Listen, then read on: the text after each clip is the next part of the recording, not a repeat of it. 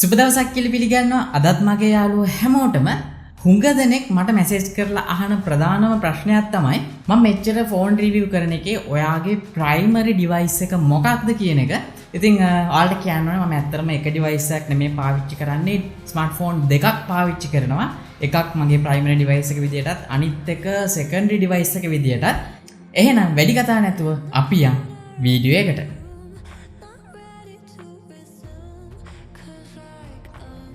ඉතින් මුලින්ම මම මගේ ප්‍රයිමරි ඩිවයිස් එකෙන් පටන් ගන්නම්. දැනට මම මගේ ප්‍රයිමරි ඩිවයිස් එක විදිහට පාවිච්චි කරන්නේ Huawei P30 Pro කියන ඩිවයිස් එක. මොකද මේක තමයි Huawei සමාගමේ යාළගේ ලේටස්ට්ම ෆ්ලැග්ෂිප් ඩිවයිස් එක විදිහට තියෙන ලංකාවේ මිලදී ගන්න පුළුවන්. මොකද ලංකාවේ තාමත් Mate 30 Pro official විදිහට රිලීස් කරලා නැහැ. ඒ වගේම මම හිතන්නේ නැහැ ලංකාවේ ඒක සාමාන්‍ය කෙනෙක්ට මිලදී ගන්න එක රීටේල් මාකට් එකට එයි කියලා. ඉතින් කවදා හරි Mate 30 Pro කියන ඩිවයිස් එක ලංකාවේ මිලදී ගන්න තත්ත්වයකට ආවොත් අනිවාර්යයෙන්ම මම මේ ඩිවයිස් එකෙන් ඒ ඩිවයිස් එකට ස්විච් වෙනවා. මේ ඩිවයිස් එක පාවිච්චි කරන්න ප්‍රධානම හේතුවක් තමයි මේකේ තියෙන කැමරා එක සහ මේකේ තියෙන performance පැත්ත. මොකද මේ ඩිවයිස් එක තමයි Huawei සමාගමේ ඇත්තටම Kirin 980 chip එකත් එක්ක දැනට තියෙන වැඩිම දුරක් zoom කරන්න පුළුවන් කැමරාව තියෙන්නේ මේකේ තමයි. ඔයාලට මතක ඇති මේ ඩිවයිස් එකේ මම හදත් ෆොටෝ ගහලා පෙන්නුවා. ඉතින් මේ ඩිවයිස් එකේ ආසම කී ෆීචර් එකක් තමයි මේකේ තියෙන zoom lens එක වගේම මේකේ තියෙන wide lens එක. ඒ වගේම තමයි primary 40 megapixel lens එකනොත් සැලකිය යුතු මට්ටමේ ගුණාත්මක භාවයෙන් වැඩි image capture කරන්න මේ ඩිවයිස් එකට පුළුවන් වගේම අනිත් විශේෂම කාරණාව තමයි මේක පාවිච්චි කරන්නේ මේකේ තියෙන charging speed එක. මේ ඩිවයිස් එක විනාඩි 40කටත් වඩා අඩුවෙන් 100%ක් සම්පූර්ණයෙන්ම charge කරගන්න පුළුවන්. ඉතින් අන්න ඒ දේවල් එක්ක overall ගත්තොත් මගේ primary device එක විදිහට පාවිච්චි කරන්න මේ device එක හොඳටම ප්‍රමාණවත්. ඉතින් මේ device එක unbox එකක් වගේම quick review එකක් මම මේ වෙනකොට මගේ YouTube channel එකේ දාලා තියෙනවා.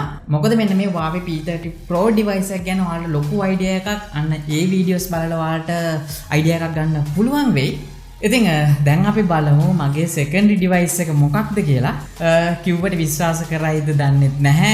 මොකද මගේ secondary device එක ගැන මම මේ වෙනකන් කිසිම තැනක වචනයක්වත් කියලාත් නැහැ. ඒ වගේම මම මේ device එකේ review එකක්වත් මේ වෙනකන් කරලා නැහැ. ඉතින් මගේ secondary device එක විදිහට පාවිච්චි කරන්නේ Apple device එකක්. ඔව් මේ device එක Apple 6s එකක්. ඒ වගේම මේක 64GB version එක. මේ device එක තෝරගන්න ප්‍රධානම හේතුවක් වුණේ රුපියල් 30000ට වඩා අඩුවෙන් ගන්න පුළුවන් ගොඩක් හොඳ performance තියෙන device එකක් තමයි මට ඕන කරලා තිබ්බේ. ඇත්තටම දැන් ඔයාලට මේක සාමාන්‍ය ලංකාවේ රුපියල් 30000ට වඩා අඩුවෙන් මිලදී ගන්න පුළුවන් iPhone 6s කියන version එක. ඒ වගේම මේකේ capacity එක අනුව මිල වෙනස් වෙන්නත් පුළුවන්. විශේෂයෙන්ම 16GB එකක් රුපියල් 20000ට වගේ යනවා. 32GB එකක් 25000ට වගේ යනවා. 64GB එකක් කියන්නේ රුපියල් 30000 35000 අතර වගේ මුදලකට. ඉතින් මට මේක ගන්න හැම රුපියල් 30000කට. ඉතින් මේ වගේ price range එකකට අපිට market එකේ තියෙන ගොඩක්ම entry level smartphone ගොඩක් වෙලාවට ඒකේ තියෙන speed එක කැමරා එක ගොඩක්ම අඩු තත්ත්වයක තියෙන්නේ. මම කියන්නේ නැහැ මේ device එකේ හොඳම කැමරා එකක් තියෙනවා කියලා.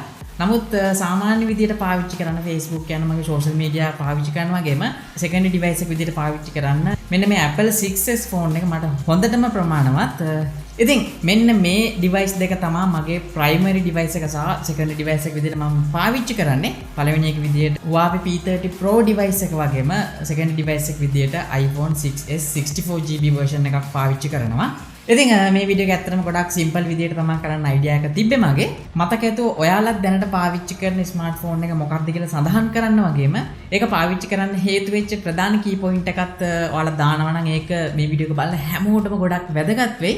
ඒ වගේම මේ වීඩියෝ එක බලන පළවෙනි පාර්ට නම් ඔයාලා බලන්න පල්ලෙහා තියෙන රතු subscribe button එක press කරලා subscribe වෙන්න වගේම ඊට හැබැයි තියෙන bell icon එක press කරොත් තමයි මේ වගේ දාන හැම වීඩියෝ එකක්ම හැමෝටම කලින් ඔයාලට බලා ගන්න පුළුවන් වෙන්නේ.